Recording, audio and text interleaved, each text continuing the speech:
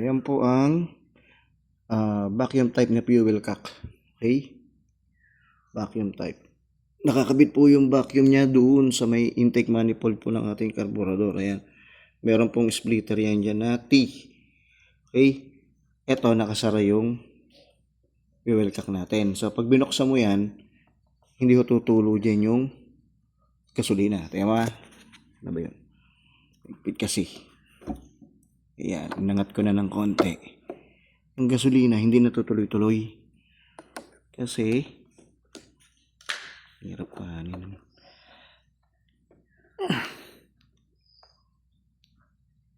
Yan. Okay, yan kita nyo? Walang tumulong gasolina. Naka-open ang fuel cock. So, ang ibig sabihin, sinasara niya yan. Sinasara. Pero pag pinaandar ho ang makina, tutulo ang gas. Okay?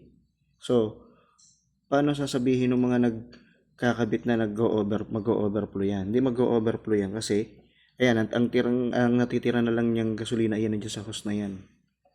Ayan,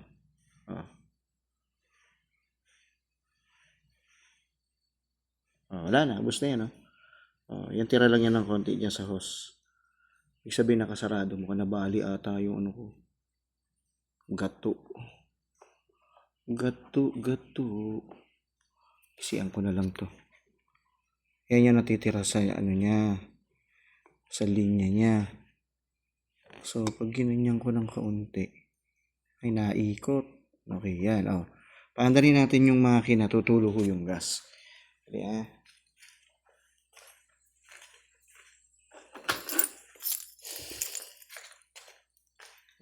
walang katambigin. Hindi umandar ang makina. So, obserbahan nyo ho to. Tatapon ho yung gas. Teka, kailangan sahurin natin. At mangangamoy. Ayan. Kawalan laman, Pag pinaandar ang makina, tutulo po yan.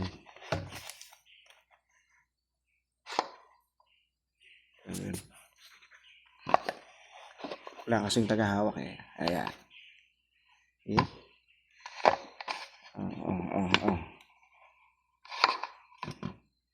Ayun Yan. Andarin natin.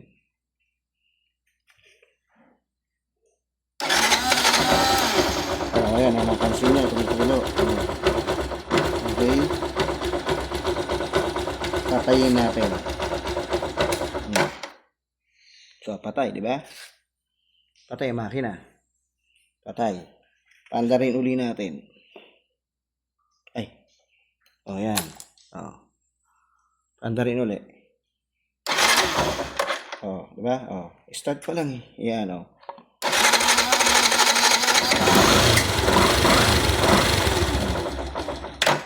Yan, patay ang makina. Pag patay ang makina, hindi tutulo ang gas. Kuha nyo. Sa mga nag-overflow, yan po ang solusyon na sinasabi. Sa mga hindi naniniwala, nasa inyo ho yan. Pero sa akin, yan po aking experience ngayon.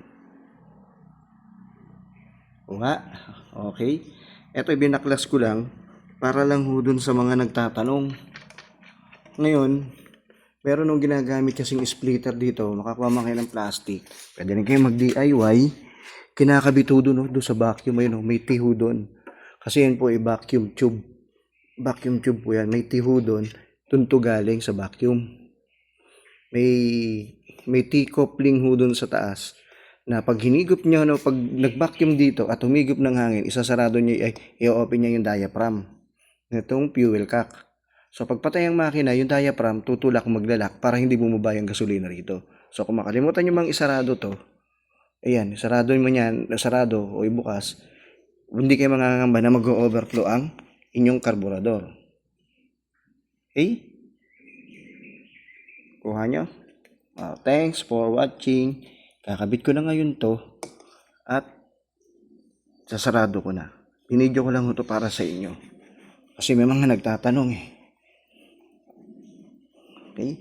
Madumi ang aking motor. Pasensya na. Kasi change oil ko lang. Kapapalit lang ng speedometer, gear, cable, lahat. Yan. Tingnan natin. Ayan po ay hindi naka full wave. Pero nakita nyo yung LED niya. Ayan o. Projector type. Hindi ko naka full wave yan. Okay, thanks for watching.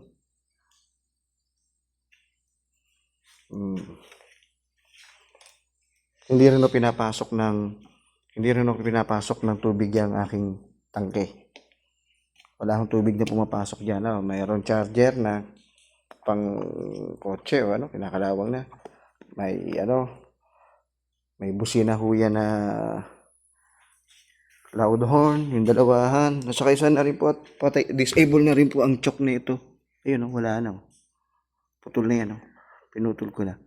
Ayan, tinakpan ko ho ng goma yan. Wala na rin ho yung piston niya din sa loob. Kasi pag di nyo tinakpan ng goma, singaw pa rin po siya. Okay? Thanks for watching. Sisingaw pa rin ho yan.